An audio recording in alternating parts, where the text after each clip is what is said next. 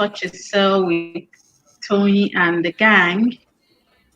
And this is the grand finale for the year 2021. And so we'll be having quite an unusual number of guests and hosts. Today we'll be talking about um, disability and human rights.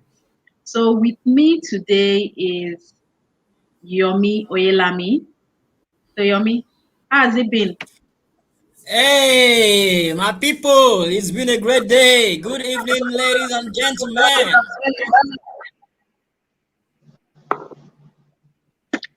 Okay, so and we also have one of our hosts here, Debbie, Deborah Onu. Debbie, welcome to the show today. How have you been today? How has it I'm been? fine. Good evening. Yeah.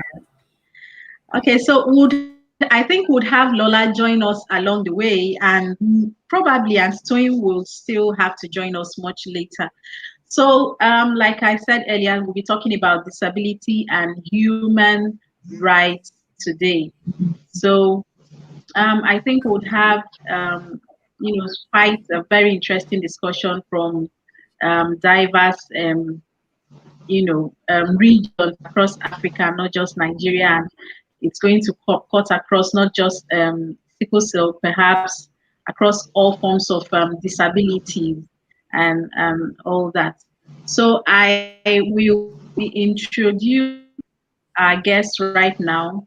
I have Silas here, Omenda, all the way from Ghana, I believe. Silas is representing Ambassador Dr. Josephine Ojiambo on she will make it on the show this evening. So she has asked Silas to represent her. Silas, you're welcome on the show. Good evening. Good evening, everyone. Hi, Silas. Hi, everyone. Yeah, so good to have you. Yeah. It's a pleasure. Yeah. Okay. So and while we await other guests, we have our another guest here, Oluwaseun Ayodeji, joining us. I believe here Hi, in good Nigeria. evening. Um, Good evening, Oluwaseun. Good evening. It's You're good to welcome on meet the you all. show. Good evening. Thank you.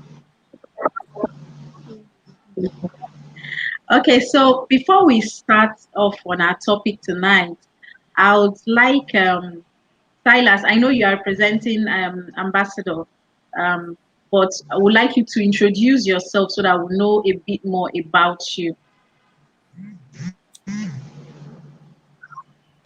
Yeah. This was an abrupt invitation. Actually, I didn't have it on my schedule, but because I'm an advocate of sickle cell, I just said it's a good opportunity also to interact with peers around the same space. So, what I do, I'm a researcher by profession. I run my own consultancy agency. I'm the managing director. It's called Emerge Africa, Emerge Research Africa, and I am a caregiver to a sickler, and that's by Oh, default sets me up into these kind of conversations more often than not. I'm passionate about what can be done better, what can be done extra, and especially within Africa in just advocacy issues around sickle cell, because I think the science that is out here is quite advanced, that we are able to tap into and minimize the veracity of the condition as it is right now. So pretty much that is my background, and because of also the research aspect to it, I've interacted with quite a number of journals uh, around the condition that we are looking at. I've you know I happen to get invited to different sessions to talk to. So while uh, I'm not a patient, but I'm a caregiver. The passion is still the same. So I don't think I'm in the wrong place. I'm in the right place. Thank you.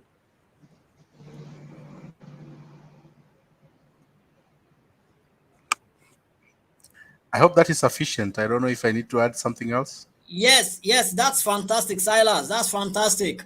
Okay. Yes. Thank you. Oluwaseun, I don't know, can you share a bit of yourself with us? Let's start just like Silas started. Can we do that? Yes, we can. Hi, All right. everyone. Good evening. So, Good my name is evening. Oluwaseun Ayodeji, the HR and Operations Lead for the Ready Foundation.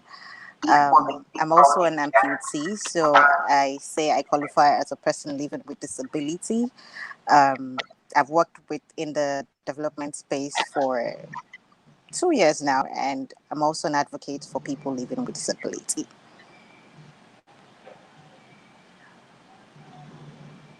Okay. That's great. Thank you for that introduction. Yeah, I think I actually forgot that Crystal was supposed to be here. Was supposed to be here.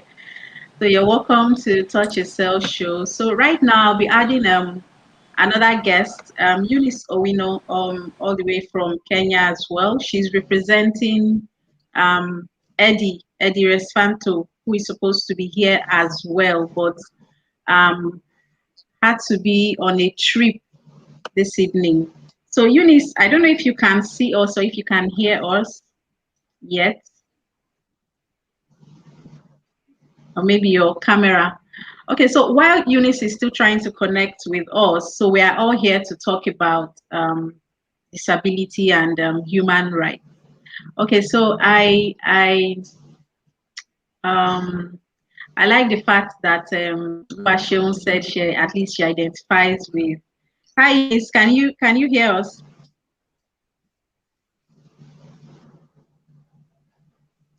Okay, I like the fact that Oluwaseun says she at least she identifies as someone who lives with disability. I think from in our climes here, we tend to think of disability more when it comes to physical disabilities. You know, people who are maybe hard of hearing or who are visually impaired or maybe amputees or people who are maybe who use crutches or wheelchairs or things like that. We forget that somehow WHO and the UN have agreed and categorized some chronic illnesses, sickle cell and some others as disabilities, but a lot of people tend to disagree with this. So this and a lot more is what we are going to be talking about tonight. So Silas, do you agree that sickle cell disability, since you are a caregiver? Well, I think if you look at it technically, yes, it is because the after effects, and I think this are some of the things that people don't talk about or that people don't look into. Uh, the repercussions of actually being a or rather a sickler can drive you to a disability mode. There's also the element of uh, being perennially driven to the hospital every other time. Every other time there's a crisis, you need to address to it and all that. So it impairs so much into your life. And disability here, it's not about the physical aspect of it. There's also the element of the mental that gets actually affected to a certain extent, and it impairs also your day-to-day interaction, because if you look at the physical aspect of it, it's also an impairment of your ability to exercise, or rather to achieve your your potential into, or rather practice your potential. So if there's anything that is impairing you to achieve whatever is required of you to achieve, it becomes a disability, whether by whether it is physical or whether it is mental. So yes, to answer your question, yes, it is.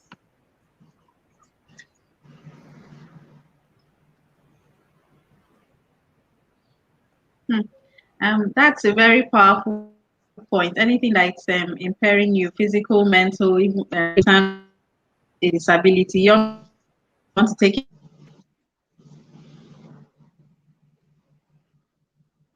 consideration. Yes, yes. Thank you very much, Silas, for that opening salvo. I I want to agree with you on the fact that sickle cell definitely affects us mentally, physically. Anything that, like you said, anything that impairs your physical and mental wellness is a disability. For short, no matter what people say or what some people don't want to agree or anything like that, but basically that's what it is. Oluwaseun, in your space, you work in the development sector. Can you tell Yes, us I some of the do. challenges that you have experienced, probably with people with disability? I know you work basically in Nigeria, so but how Yes. has it been for you working in that space, working for people living with disabilities? Okay, so I would say it's that the one of the challenges I would say we have as people living with disability is first the discrimination bit of it. So there is discrimination for persons living with disability. Can you hear me? Yes. Okay, so I would say it's the discrimination bit where people with disability are discriminated against, and then the lack of accessible environment, to put it in that way. That's another challenge. So it's one thing to say people are living with disability, it's another thing for you to make buildings and structures accessible for them. So another thing is another challenge that we deal with is the inclusivity for people living with disability. There is no much inclusiveness for people living with disability in schools, in workplaces, and many other places, in the hospitals, healthcare centers, in the banks. So there is no, so for I as an amputee can work, but there is no accessible structure for, okay, should in case I can't do that work, is there a lift in place? Or for people who are physically impaired, there is no accessible structure for, okay, should in case I can't do that work, is there a lift in place? Or for people who are physically impaired, there is no accessible structure for, okay, Amy, should can in you still case hear I her? can't Because I think she's having do that issues with work, is there a network. lift I in can't hear her place? any, I can't hear her any longer. I don't know what's happening. Okay. I think probably she's having network issues. Yeah. All right, Silas. Meanwhile, why we get Oluwaseun back? Why we get Yes. Oluwaseun back? Since you agree that sickle cell is a disability, what are the challenges that you have been facing working with that particular population in your country? I think one of the things that we need to maybe bring to attention is that there is quite a limited awareness around sickle cell in our country, and even those who are aware are still are grappling to understand what really it is, and that sort of puts uh, most of the patients into sort of a stereotype kind of environment. There's got a stereotype element that comes in checks in when handling a sickle cell colleague or a friend or a relative or because of lack of awareness and lack of talking about it. And I think one of the things that has really I want to thank perhaps the foundation, or rather the organization that the organization that is running the sickle cell programs, is that the awareness levels have now started coming up. Now, why am I saying this? Because you realize that when you're a caregiver, you can't detach yourself from the patient. You have to bring yourself into the patient's world so that you be able to understand the challenges and the pains they go through. And when you bring yourself into that environment, you're also subject to a certain extent being stereotyped, because when you go and go to get services in the hospital, when you interact with people out there and you try to tell them this is what is going on, they totally don't understand you. They totally think perhaps you suffering from a contagious condition. So the stigma is the biggest issue right now, if you ask me, and also awareness.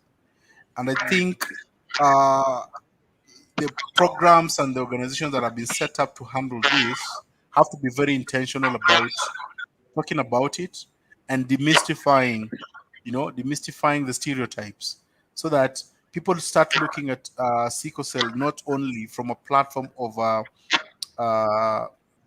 uh, rather quote unquote a contagious disease, but from a condition that yes, you can live with it, but you can also live to your potential with it, right?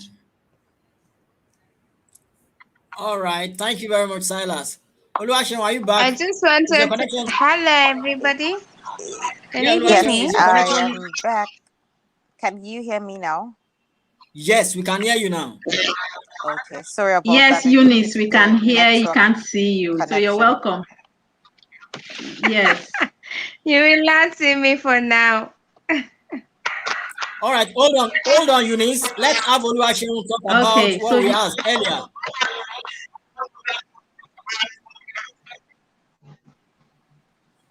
So Oluwaseun, we can have you now. Okay, so I was talking about, I mentioned three issues or three challenges that people with disability is or are facing. So one of it is the discrimination bit. One of it is lack of inclusivity in schools, in workplaces, at the bank, in structures basically. And I think another thing I mentioned was the lack of accessible structures. So it's a major challenge for people living with disability. We've agreed that we are persons living with disability, but to aid our disability, put things in place that would help us. So basically, those are one of the challenges we face. Thank you very much for raising those 3 points. You said discrimination, inclusion, and accessibility are three major issues that people living with disability face in yeah. Nigeria and probably every part of the world. Silas, is Yeah. that true over there? Yeah, it's I think it's a it transcends across. I want to believe it transcends across any area, any part of the world. I might be wrong, Right. but within the African continent, I think we share the same sentiments across. All right, great. Lola, you're welcome. Hi guys, and compliments to you guys, and nice to see everyone after a very long time. Yeah, so good to see you again. Yeah. How is that in the call? Omi something over there. Well, how can we say the COVID has been rampant, so we are all stuck indoors. But we're hoping to have a nice Christmas. Like people still want to party and have a good time. All right, hopefully. Yeah. I can send you some Santa Claus from here to come and give you gifts. Yeah. All right. Is Eunice here? Yes, yes, I'm here. All right, Eunice, good evening. Good evening. I'm trying to get some light where I am because kind of have a blackout. Problems of Africa. Yeah, it's fine, but we can see your face now. We can actually see your face now. Okay. Yeah, so can you just open by telling us what your works over there in your country, what you do, and who you do it for? So I am pleased to represent Ambassador Eddie Resfanto from Nigeria. Personally, I am the Kenya representative for Africa Congress on Sickle Cell Disease. I sit in the board of Sickle Cell Federation of Kenya, which is the mother umbrella for the sickle cell organizations in Kenya. I run my own foundation.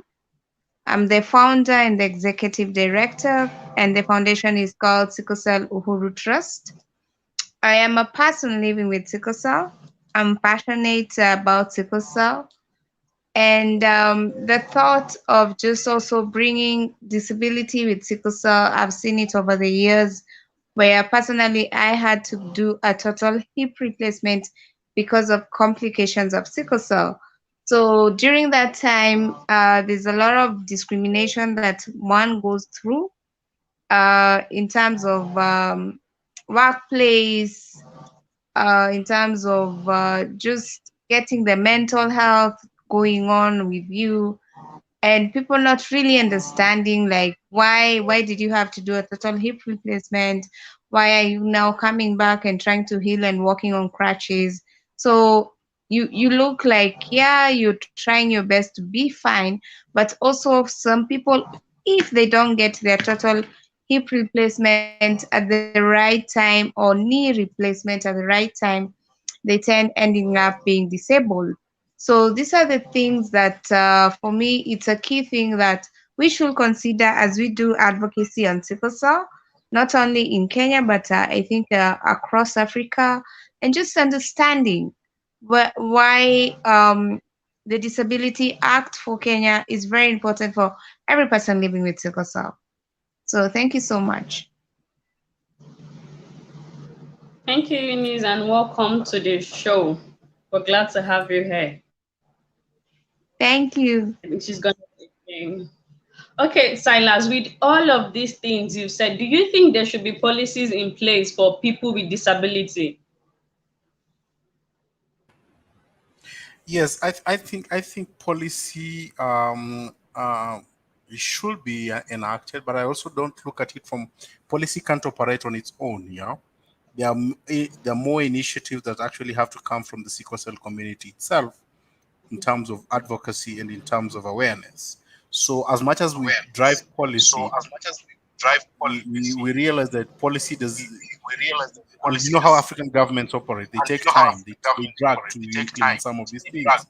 And also the electioneering cycle of new governments coming in, yeah, impedes policy implementation. So it is, the onus is with the sickle cell community to sort of standardize a way of now looking at, sickle cell as a disability, and that needs to cut across the continent so that it's adopted. You can even push it to, the African Union level, that it's adopted as a, an agenda, be discussed as an agenda to be looked upon as a disability. So the vibrancy and the advocacy of the sickle cell community is what is going to make or action whatever policy that we intend to put.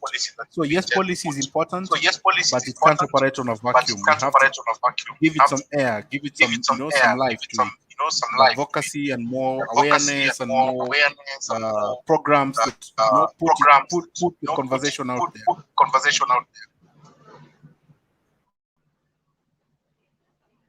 All right, thank you so much, Silas. Thank you very much, Silas, for that.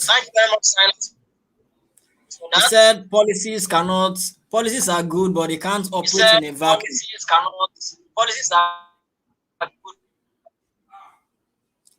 So I'm looking at it from this perspective now.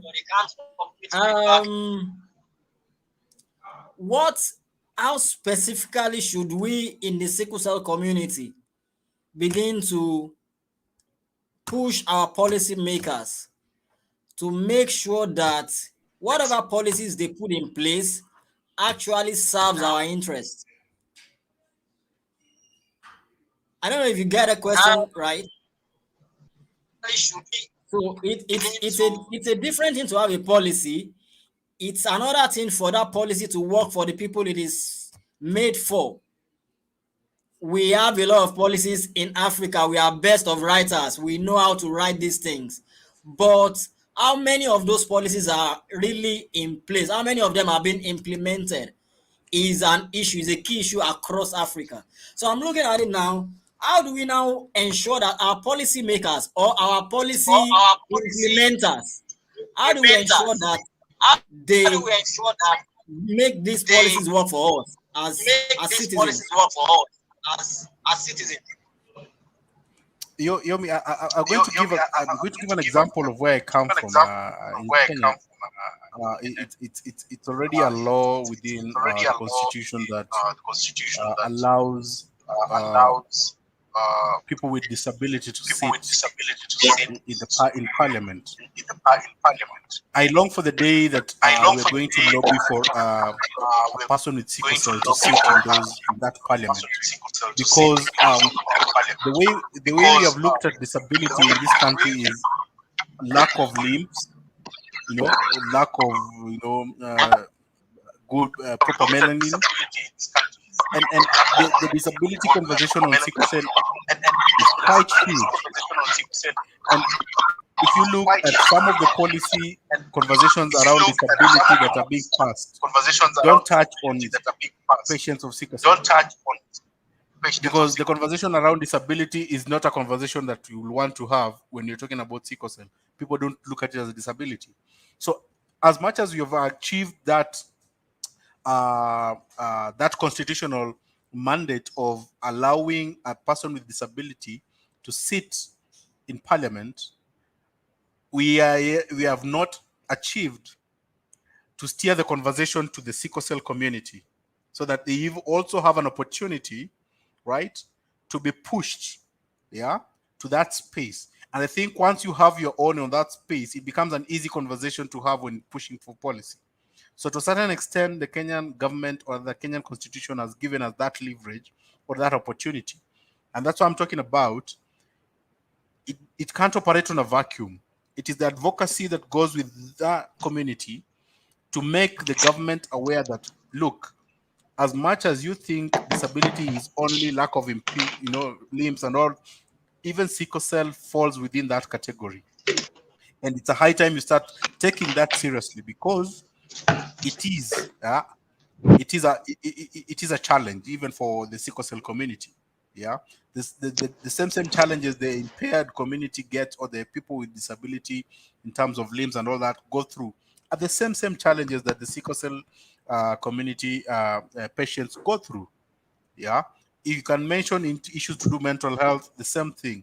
Issues to do with stigma, the same thing. Issues to do with managing your day-to-day activities, it's the same thing, right? So why do we seclude the community, sickle cell community, from the normal, disability community? So for the Kenyan government, I don't know about the rest of African countries, but for the Kenyan space, already we have achieved that threshold of allowing people with disability to sit in parliament. But we need to do more, yeah, for the sickle cell community to have an impact within the government space.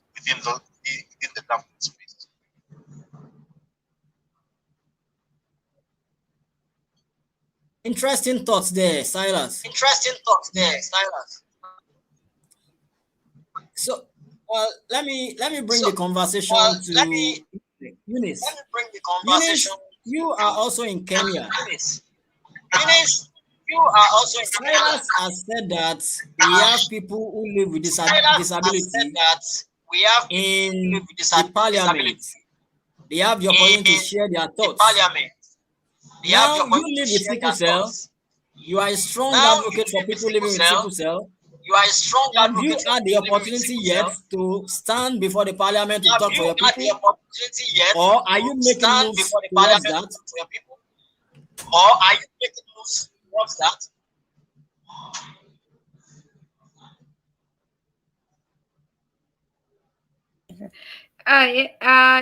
Yomi, what is happening is we have not gotten that opportunity yet. And as a federation, the things we are putting in place right now is fast getting data. Like we need to have a data for every single person living with sickle cell. Then after that, as we collecting this data, then definitely will come with the proposal. Do you have anything that makes it be disabled or something? So that way, we will say yes, we have this number of patients who have sickle cell, and the person are disabled. There's a lot of feedback coming. Okay, please, Yomi, just before you carry on. Yes, sorry, Lola, you have two devices on, and I think they are close to each other. So you have to mute one or just remove one from the show entirely. So it's giving a lot of feedback on this side. I don't know if you can hear me, I Lola. don't know if you can hear me, Or Lola. yeah. Oh, yeah. Okay, so So, Eunice, you can carry. Eunice, you can.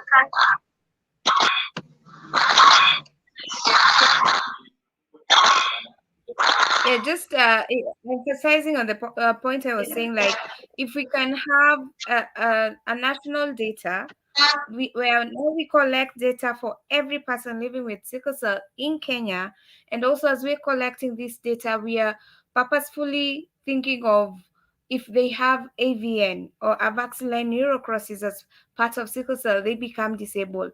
How do we collect this data and know that this person live in this area? So by the time all of us are together and we come back to the Ministry of Health or the government of the day and tell them we have X number of people living with sickle cell, and out of this X number of people living with sickle cell, then we have X number of people who are disabled because of sickle cell.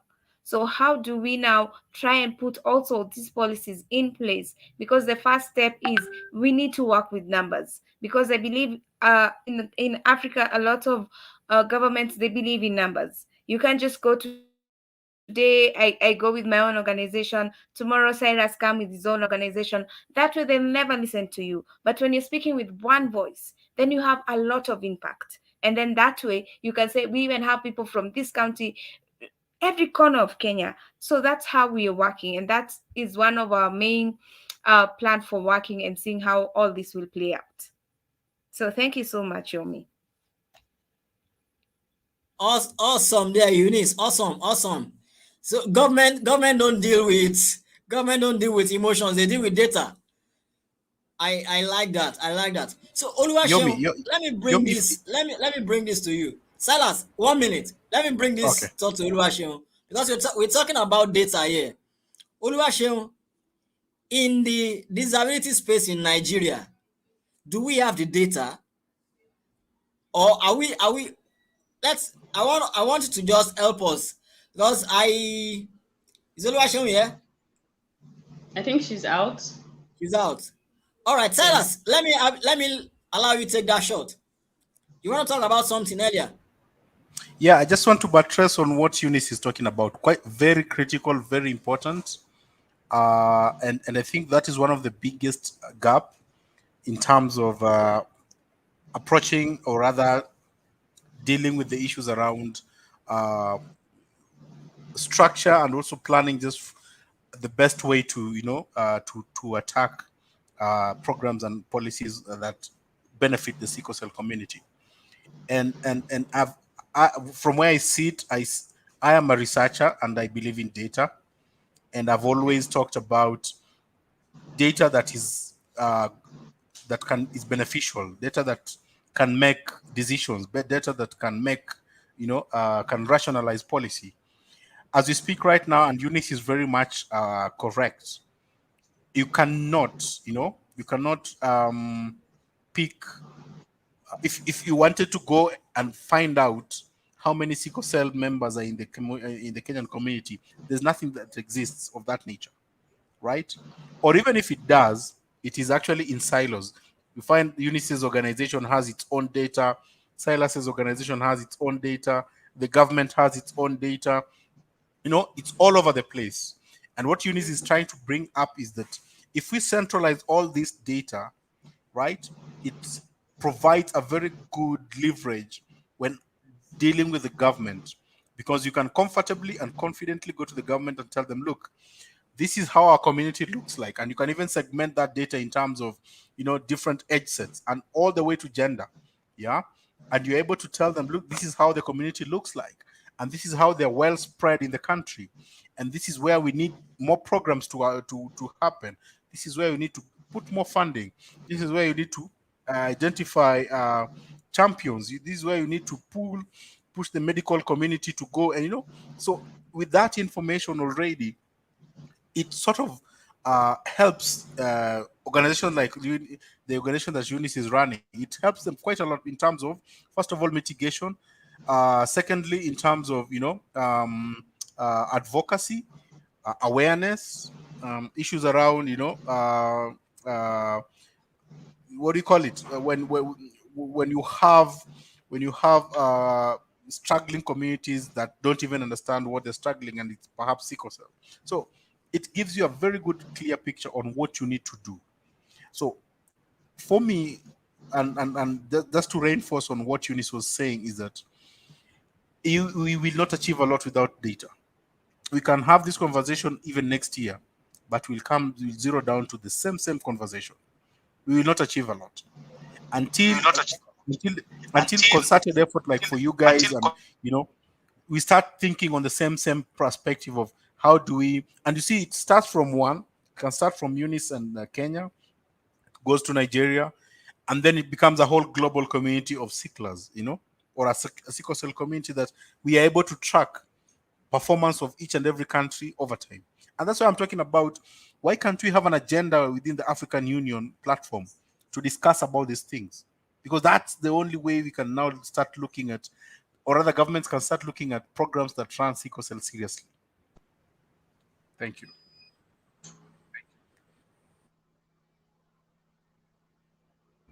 Interesting times we live in Africa.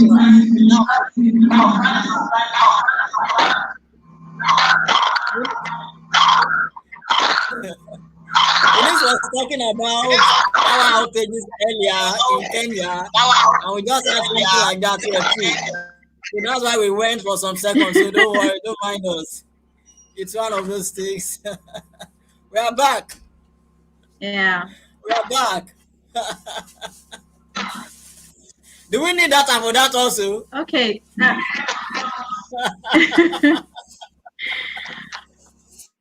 Well, I think we live in a data-driven, should I say community globally now, but in Africa we seem to be lagging behind, but I think we'll get there someday. So I don't know, Oluwashi, let me ask this. I don't know, personally now, I'm coming to a personal note now. So Okay. apart from working with Irede, you I believe you work with Irede Foundation. So I besides can. doing what you do, So it's I Okay. doing what you do. Okay. I think you're back now. I can hear you now. okay. The So last I heard besides was, working apart with from working Irede, from Irede. Yeah.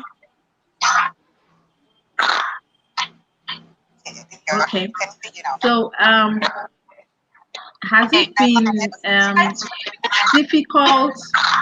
Is it difficult navigating difficult. career? Is it difficult navigating career?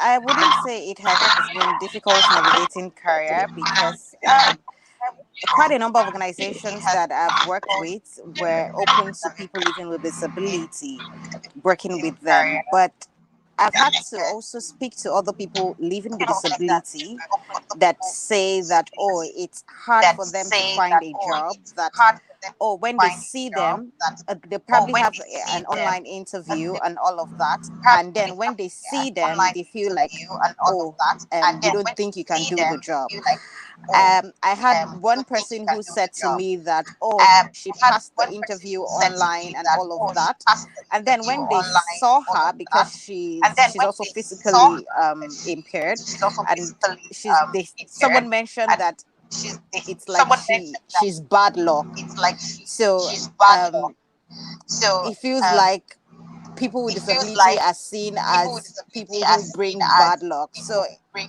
bad even luck. while I So have not even experienced while something I've like not that, experienced I something like think there are that, many other I people think living with there are many other disability people that with have disability experienced that this, and have it they now experienced this, and result it to they now result having to to do menial having to jobs do like menial soap jobs making and like all of those soap things. But making and all of you those would be things. But surprised at the you would be ability of surprised at the the said ability people of living with the disability set can people do, living with because disability can do. in the Radio Because Foundation in the recently Radio we had to Foundation do like a recently, we had leadership to do like program and a all of leadership that, program and and all we of were that. And amazed we were amazed at the at intelligence of the people living with intelligence of disability. So people it living was with a disability. So spectrum it of was a spectrum of albinism, albinism, the blind, the um, deaf, people physically the challenged, and it was really, blind, really the amazing. deaf, So I would people say people with disability physically should be given a challenged, and it chance was with really work, amazing. and So I'm sure that they would be able to do beyond expectations. I'm sure that they would be able to do beyond expectations. Okay, thank you very much. And that now is going to bring me to the other part of what we are talking about this night. What we are talking about this time. We are talking about disability and We human are rights. talking about disability and So, human rights. So, at what point at what at what point should people who live with at maybe what chronic point should illnesses people or maybe chronic people who illness have physical or disabilities people who have understand that physical they have disabilities rights as understand humans that they have and rights can fight, as for humans. their rights, maybe in workplaces, or that they have a right to be educated, or they have a right to work, and earn a living. Because I don't think a lot of people with maybe chronic conditions or physical disabilities tend to understand this. We find that some of them, even people with this physical disabilities, perhaps at school. I'm talking about our climbs now. I remember, I think Silas mentioned earlier that something about disability friendly environment and things like that. It is something that it's hard to find in our climes in Africa, in Nigeria. It's very difficult. So at what point do you would you say, I think everybody's going to answer this question, at what point do you think it's necessary for people with physical disabilities or chronic illnesses to understand that they have a right as humans to earn an education, they have a right as humans to earn a living. They have a right to fight, for justice in their workplaces and not be trampled on or discriminated against or stigmatized against in workplaces or in school, and learn that they need to speak up. So Olashi, I'll let you go first. Okay, I would say it will start from awareness. Awareness is key, information is key. So it's enough for us to say the human rights are there, but how many people living with disability or chronic illness are aware of their human rights? So awareness is the first thing. Let these people know in different spaces that you manage. Let people know that, oh, this is your right, especially people with disability and chronic illness. This is your right. This is what you have to fight for. If somebody is doing this to you, it is against your right. And another thing is, beyond even saying this is your right, I think we would also have to speak to the government bodies to say that when people acknowledge that this is their right, action should be taken. So it's not, if I say I have the right to education, let there be education available for me to access. If I say I have the right to life, let the security or the police, the army, and all of these people know that I have the right to life and all of those things. So it starts with the information, letting people know that this is what it is and you should fight for this. So awareness is key in all of this. A lot of people are ignorant of, or if I am found in this situation, what do I do? Who do I call? So I think also another thing that I would do is for people living with disability and chronic illnesses is like a helpline where people, a specific helpline for people living with disability. I'm not sure if that is available yet, but if there is that line and then somebody encounters a challenge, I'm able to call a line and say, oh, sorry, I encountered this challenge. What do you think I can do? Do I have the right to do this thing? Is it something I should fight for? So the information bit for me, and then access to the accessibility to information is key, and awareness for me. And I think we'll be able to um, get positive responses.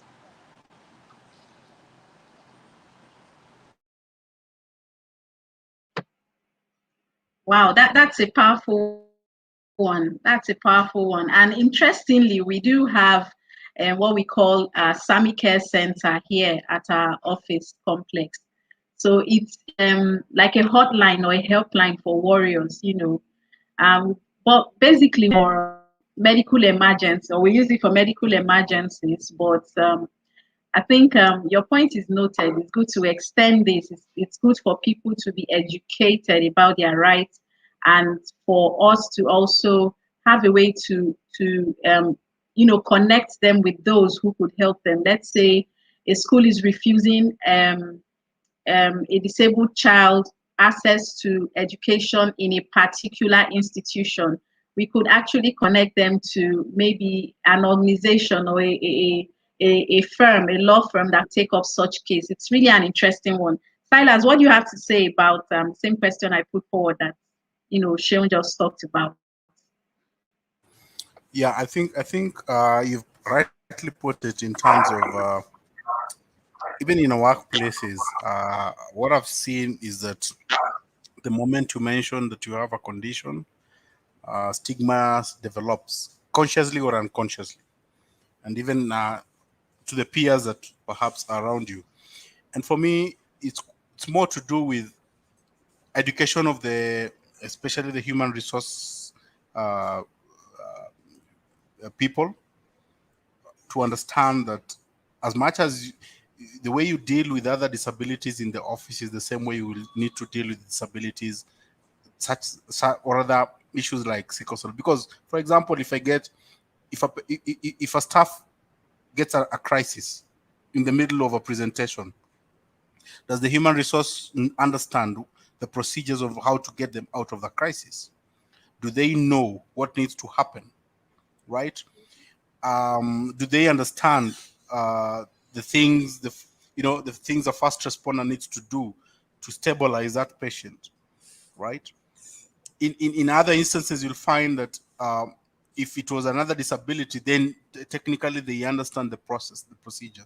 But for the sickle cell community, that is not a conversation, or that is not an awareness that a human resource out here know. Again, talking about advocacy, it's the sickle cell community to reach out to these human resource staff to tell them, look, in case you happen to have a patient within your workplace that has this kind of a condition, then these are some of the things and the procedures you need to undertake. Right? I doubt if they're going to come out to the community and present themselves that we want to understand. It will not happen. Right? It is it's the sickle cell community to reach out to them. And why am I saying this? Because there's a human rights element to it. Because you risk being stigmatized with an environment that, if there was an awareness, you would have been managed quite well. You risk being stigmatized in an environment that totally doesn't have an understanding of what are your needs, right? So your human rights, the probability of them being trampled upon, it's quite high, and not because they don't want, they want to. It's because of quote unquote ignorance and lack of that conversation between the community and the human resource management. So I think a lot has to happen. There has to be a seamless conversation between the community and the work environment, so that by technically we start addressing the human resource issues. Of course, stigma will always be there because of lack of understanding of what sickle cell disease is all about. But it does not harm, yeah, to provide knowledge to the human resource community for them to understand, so that the uh, or rather the human resource understands that sickle cell community also has rights that needs to be protected over and above just the condition they're in.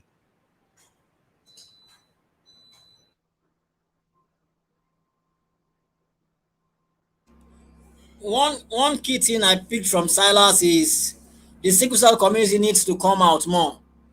We just have to come out, because many times if you look at these organizations too, they have challenges. They also have to deal financial issues to deal with, which makes many of them not to want to do some of these things. But as a sickle cell community, we need to come out more and encourage them and beg them and plead with them to do all these things. And if needs be, we need to compel them to do some of these things. So I like that. I appreciate that. Oluwaseun, let me come back to you. Sorry. We have a disability Yes, act in Nigeria. We have a I can hear disability you. act Sorry. in Nigeria. How much of it are we maximizing currently with in your organization? How are you maximizing that for your beneficiaries? Probably some of those things we can learn in the sickle cell community. I didn't get your question. Sorry, it's breaking at my Okay. end. All right. So I was saying that we have a disability act in Nigeria. Yes, we do. Yes. So I want to know, how is Irede Foundation maximizing that act? We want to pick learning points from you, what you do, so that in the sickle cell community as well, we can also pick some of this and probably apply in some of the challenges that we face also.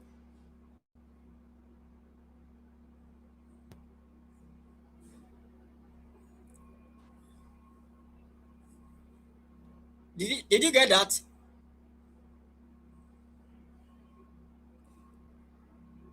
Oluwaseun?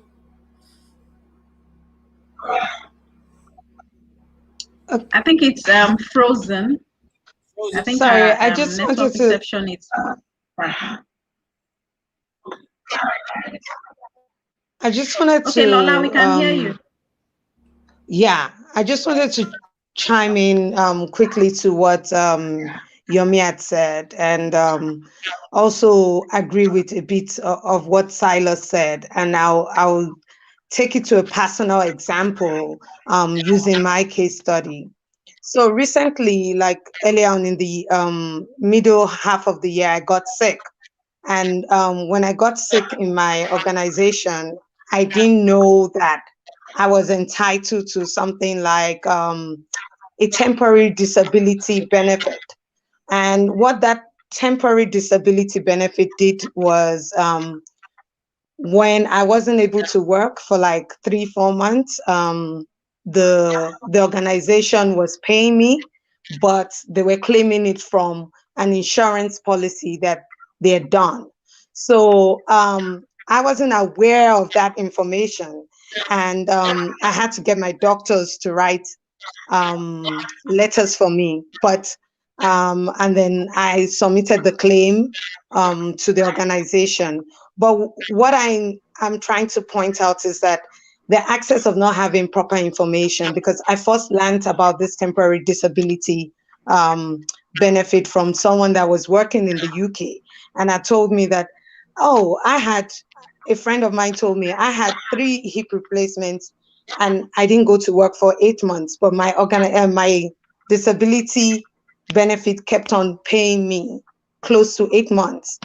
Well, not all countries are going to have those kind of policies, but it's very, very important to also get a good HR system that can tell you what you're entitled to with your chronic condition. Because if I didn't have that, I didn't know how I was going to return to work out of panic of not having an income.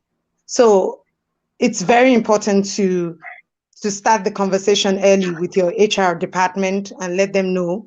Though, we all fear the stigma and the fact that, you could be out of a work, but in a country with a good constitution, you can't fire someone just because they told you that they are ill. So, that really helped me, so it's important to speak up. That's it.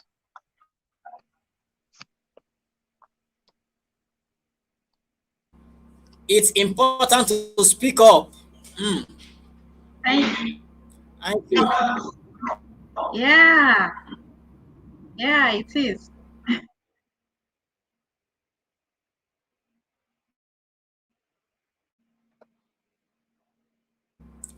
I think we are having some reaction from our audience. I can I can see Marian Sama. We live in an environment where instead of the people helping those living with sickle cell to achieve their goals, they rather begin to look down or make warriors feel bad about their condition. Wow, that's powerful. That's powerful. That's powerful.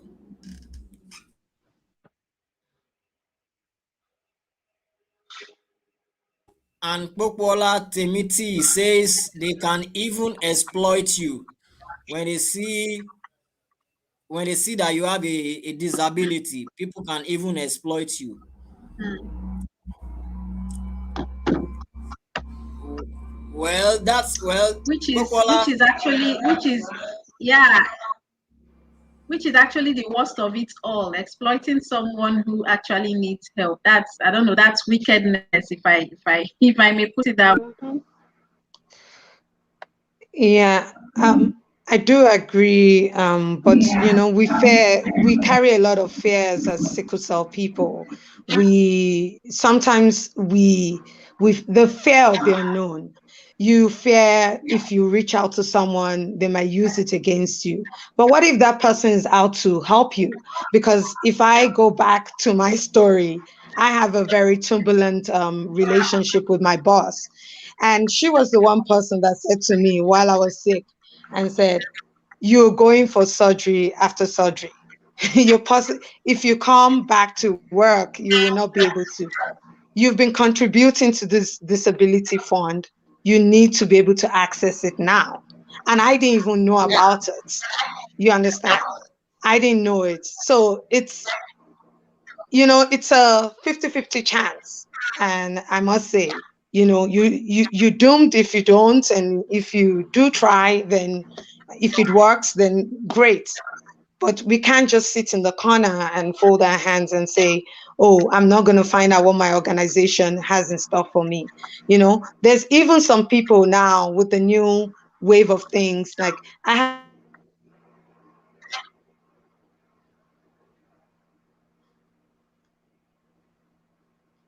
Oh, I think we lost her there. I think if I may chime in from what she's saying, sorry, you covered. So I hope you Oh, can she's hear back. me. Yes, please. Yeah. Yeah, Lola, we can hear you now. And sometimes it's just making sure you access the right information and seeing how people can help you. Um, I have a friend that she's got sickle cell, and she really can move had this she really can move around. But because she spoke up to the organization that she's working in, she gets a chance to work from home. So again, it's important to try and speak up and see how what the organization can offer.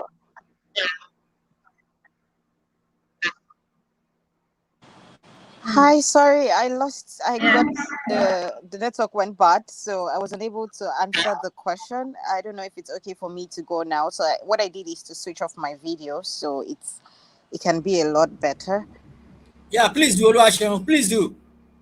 Okay, so with the Disability Act, one of the things the Ready Foundation have made sure to do is to educate, because one of our pillars is educate. So at the Ready Foundation, we inspire action so child amputees and young adults living with disability can live limitless life.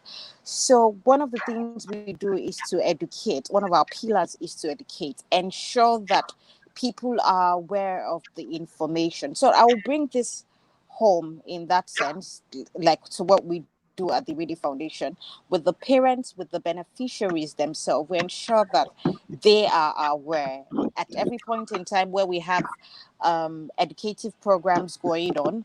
They are aware. Another thing we did at the Ready Foundation is to partner with government bodies to ensure that while we are preaching advocacy and inclusion, they are also doing their own bit. So we work with La Soda today. We work with a lot of people living with disability in different, and we ensure that, oh, you guys, this is what needs to be done. It's not enough for us to have it on paper. Let's get into action and get things going for us. So it's the educate part, the advocacy part that really does it for the Ready Foundation. Just make sure that people are aware that these things happen, and let's try to do the right things to ensure that people living with disability are safe.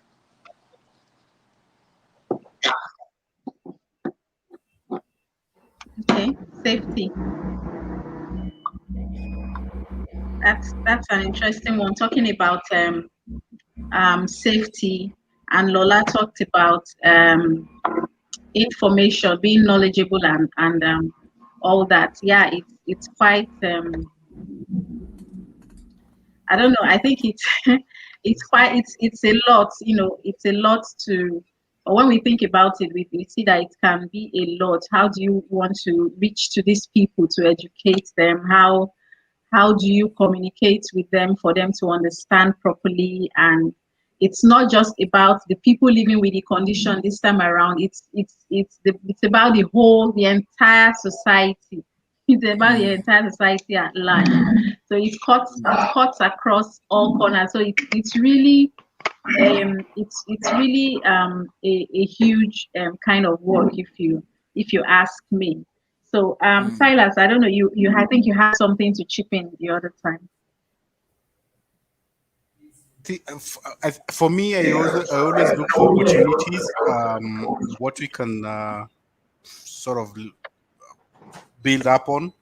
And one thing that I heard from the previous speaker was there was access to disability fund that she wasn't aware of. I think that for me that's a low She didn't hanging know fruit. about, yeah. For me, that's a low hanging fruit for the sickle cell community in terms of advocacy. Perhaps talk about allocation of a disability fund within organizations, not only for guys who have a disability in terms of physicality, but also addressing the sickle cell element only, right? I think that also starts managing the stigma conversation such that if you are able to allocate a disability fund, essentially then it means that you're able to do what? To start creating that awareness that, oh, so this kind of a condition is a serious condition, and people start to get, for me it's building the curiosity around the sickle cell, so that people get to understand the knowledge, or rather people get to dig deep into knowledge to understand what it's all about.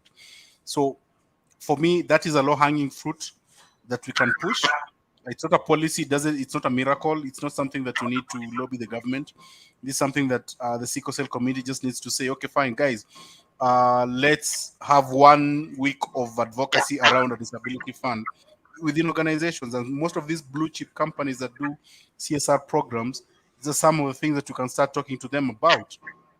Because my thinking is, if you're able to allocate uh, paternity and maternity leave, and sorry if I come out as if if you're able to allocate paternity and maternity leave and even pay for it, why can't you allocate, a life-threatening, condition, right? A life-threatening condition. Why can't you just have an allocation of something that is able to manage, or rather, it's able to put someone in at work, because it is in the interest of your organization that if Silas is actually going through a crisis, that I'm able to, tap into that fund and still feel comfortable to work, or rather be able to work. So as a community, let's look at it this is a low hanging fruit. It's a conversation you can start having with some of the corporates and the blue chip companies that are out here. Those who have allocated this fund, well and good, but those who haven't, you can actually start pushing, right? So there's an element of awareness also we're trying to push to the organizations. Maureen, just to add on what Silas is saying, the Yeah, go place ahead, of Eunice. also, I'm just saying the place of also just like in Kenya, the Disability Act kind of give them leeway of like you have the right to import a car for free. You're not supposed to pay for any parking fee. So how can we connect all this to sickle cell and still have the community enjoy all this and also enjoy the disability acts that are already in place, the policy that the government has put in place? How Hmm. do you connect all this?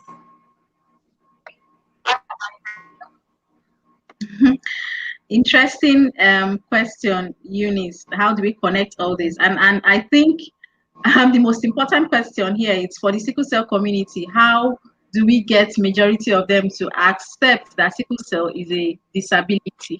We still have that debate off and on. A lot of sickle cell warriors do not agree that sickle cell is a disability. So that one is a major challenge because for us to push for things like this, we would need majority of the people to first of all agree, right? So That's right. it's almost like, yeah, it's almost like we're back at square one. So we have a question here from someone who is watching, um, Marine. So she says, okay, she has a warrior. She knows a warrior who works with a broadcasting company whose hips have been bad, but because of tribalism, the company couldn't help him, and they have laid him off. So in this case, what should he do? So this person was laid off because of ethnic, challenges or differences, and not just because the person has a disability now. So what should this person do? What do we advise this person? As in closing, what do we advise this person before we give our closing remarks? Because we have really spent time. We have way past, our time. So I don't know, Eunice, if you can hear me, what would you let's start from you. What would you advise this person should do in this case? There you're saying, personally, I was one of those people who are like, sickle cell and disability don't merge. But later now, coming to see the advantages of being you yourself, taking yourself and registering under Disability Act, you don't need to go as a warrior group, or you just go as an individual and say, yeah, I have sickle cell and also I have disability. So it's a place of you accepting, the way you said, we need to accept it at first individually. Once you accept it individually, then you know all the rights and the loopholes, so that even at your workplace, when you know your hips or bones are just going to mess you up, then you're covered. Because I believe if the person had uh, done a proper check in terms of seeing if he had gone the disability way, will he still have his job? So it's a place of also understanding where where do the weight lie to you as a person, because right now where he is at, I believe he needs a lot of social support in terms of psychosocial support, counseling, and just understanding himself and also accepting himself. Because once you accept yourself, then there's nothing that can limit you. But sometimes if we just say like, yeah, I was laid off, so because this has happened to me, so the job doesn't appreciate me. But what can you do after that? Because personally, I went through that because I was fired because I went back to work now walking with crutches after the surgery. So instead of them helping me, they started showing me a lot of discrimination. So it reached a point my doctor told me it's either your work or your healing. So I had to choose my life. So yeah, sometimes you have to make those decisions. But if I had registered as a disability person patient that time, then definitely I had the right to even sue the company and say they dismiss me without proper uh proper procedure. But because I didn't know and nobody talked to me about it, so it's hard. But right now, if you hear this, I think it's a high time as sickle cell patients, we just also advocate and try to get our disability cards. It's possible. Thank you, Maureen.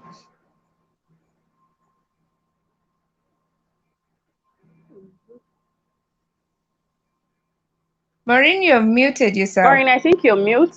So, yes. So we can't hear you. Okay, so Oluwaseun, I am sorry about that. Oluwaseun, I said, if you read the question or heard the question earlier, what would you advise in this case? Now he has been laid off work, and it's not just about his disability. It's about ethnicity now in this case, according to his friend or maybe colleague here.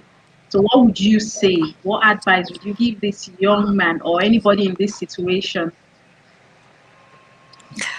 I think the first thing I would say is for there should be a proper investigation and knowing what really led to him being laid off, because even for a person living without disability, you're not it's not allowed for you to lay off somebody based on tribalism. So a lot of investigation has to go into the said company to even say, okay, so what are your values, what do you stand for? Because it will boil down to the case of discrimination now. So you're not only discriminating, or the said organization is not only discriminating for person living with disability, the organization is also discriminating for tribalism, which I don't think is right. So the first thing would be to go to the said organization and find out what is really going on before further actions can be taken. Hmm. Thank you. So it's more or less saying now, if the case is presented, you have evidence to show that you were discriminated or you were fired from your job because of ethnicity or because of your so Yes. there should be Yes. some form of proof. Okay. Yes. Thank you for thank you for that. Yeah. Silas, do you have anything to add to this? Yeah, I think, yeah, someone mentioned something to do with, first of all, the sickle cell community has to accept itself that uh, it's a disability. I think healing starts from that perspective, understanding your condition, understanding the opportunities that uh, are therein within the condition you're in, and what can be done to, to help you manage that condition. Secondly, I think also, I've always struggled with this conversation that the global world can actually look at mental health as a big deal and not look at sickle cell as a big deal. I've never reconciled these two things, because the similarity here is that mental I health you can't agree. see. Mental health you can't see it. I can be talking to you, but I'm going through mental issues, right? That's true. Same case in terms of, if I am in a work environment, until you interrogate me well, is when you will know that I have a condition of sickle cell. If you look at these two things, or rather these two conditions, one is extremely dangerous, yeah, and it's a genetic condition, and the other one Disorder. is Yes. more of a social induced condition that can easily be managed. But the world has actually flipped and looked at mental health as a very big deal, and even the funding that goes into mental health advocacy is out of this world. I've never understood why that you cannot look at sickle cell, which is a matter of life and death, right? If not well managed, Hmm. not getting that level of attention that the global world is giving to mental health. Someone here may need to answer me and tell me maybe, because the only but the then only again, the only answer is the way I think it has to do with the way they used to look at sickle cell being a black man's problem, but now it's fast becoming a global problem. I was avoiding to go I was avoiding to throw the racist conversation here, but you've said it, so I'll ride with it. Yeah, but even then, even if it's the case, I think there's so much that can be done within the African space, right? Just to give it that importance and give it that attention that it requires. Yeah, well, we can hear lament and say, oh, the global world is looking at it as a black man's condition. Well, fine, but what are we doing ourselves as an African community to help sensitization around it? So for me, I would say the attention that is being given to mental health needs to equally be given to sickle cell, because the sickle cell is not written on your face. It's until you go for testing, until you develop a crisis. Mental health is not written on your face. Is until you get to a breaking point that people understand. Oh, Silas actually is having a mental issue. Yeah, Now, someone talked about, I think it's Eunice who mentioned something to do with, parking spaces and all that. Well, the again, the perception around disability is more physical than emotional. So I'll give you a parking space because you don't have one hand or one leg. It justifies me to give you a parking space, right? But you can imagine trying to convince someone to get you, an opportunity of that kind because I'm a seeker. That's a very tough conversation to have in the first place, right? So, what am I trying to put across? I'm trying to say that the sickle cell community has a lot of work to do, and especially in regards to awareness, right? And for me, it is that consistent conversation, that consistent advocacy that is going to bring us, you know, it's going to bring us to a level whereby now acceptance starts coming in, right? And people start accepting that our condition is also a disability that is even more dangerous than mental health, yeah, and more dangerous than physical limbs issues, more dangerous than many other things. And I will flip it further and say, okay, fine. How is the science community in Africa helping, right, in providing solutions to the current situation that we are in, right?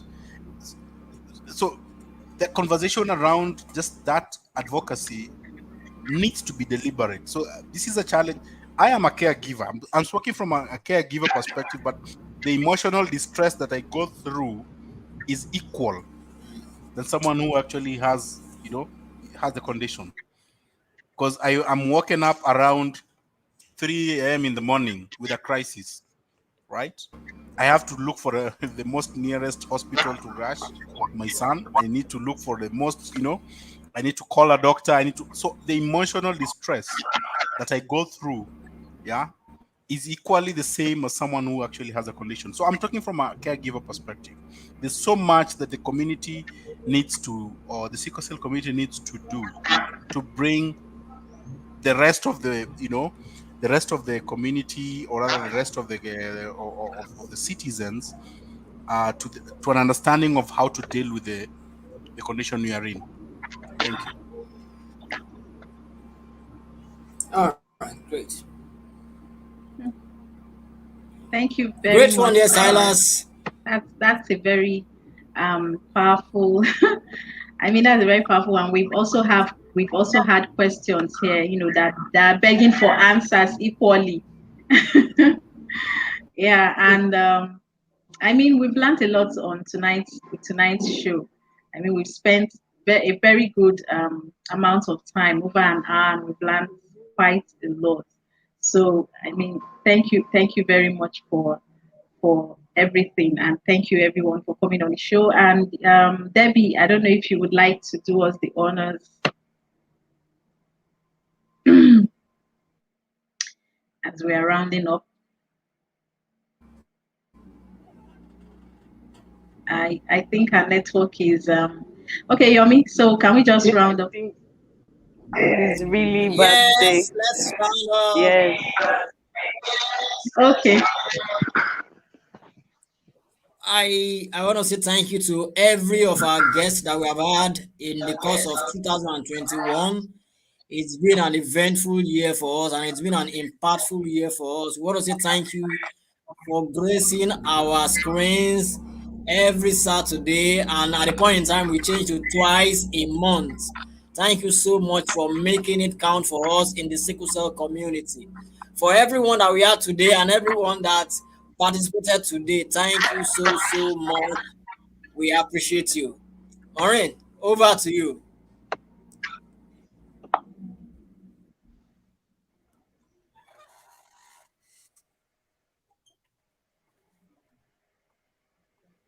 Yeah, thank you for coming on such short notice. We really Eunice for coming on such short notice as well. Thank you, Oluwashem, for representing Irede Foundation. Lola, thank you for being here tonight. Debbie, I'm really sorry the network reception has dealt with you tonight. and with all of us. So thank you very much. It's been an eventful evening for us all. Thank you for sharing, and thank you for allowing us glean from you as well. We really appreciate. Thank you. Thank you for having us. Thank you for having us. Yeah.